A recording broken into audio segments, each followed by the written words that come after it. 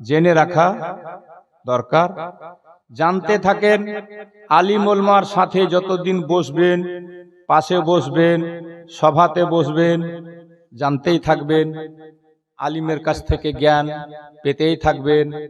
আল্লাহর কোরআন বলছে ফাসালু আহলা যিকরি ইন কুনতুম লা তাআলামুন।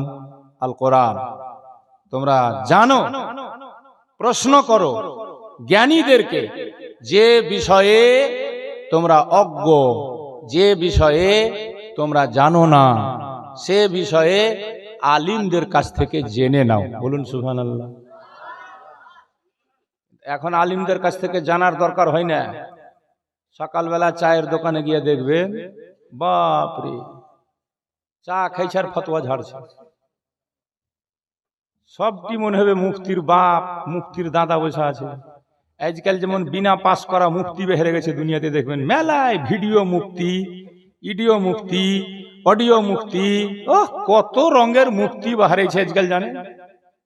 হ্যাঁ, আর সব খালি আপনা আপনা ইউটিউব করে করে ছাড়ছে, মানে ভাইরাল হওয়ার জন্য। আমি একলাই বাদাই, কোন ইউটিউবার লিয়া ঘুরি না, লোক ছাড়ছে, এটা ওদের ব্যাপার, আমি ছাড়তে চাই না। আমি নিজের বক্তব্য কোনোদিন ছাড়ি না।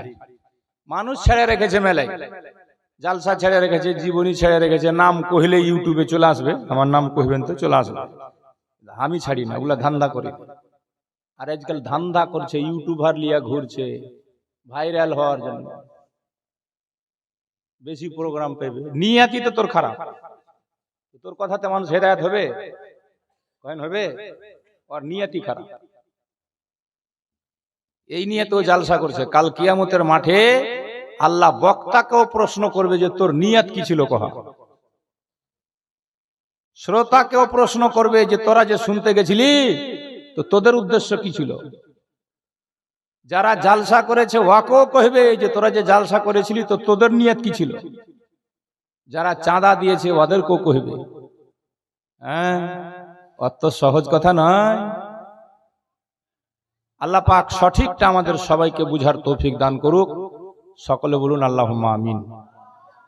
জীবনী আপনাদের গ্রামে অনেকবার আমি করেছি।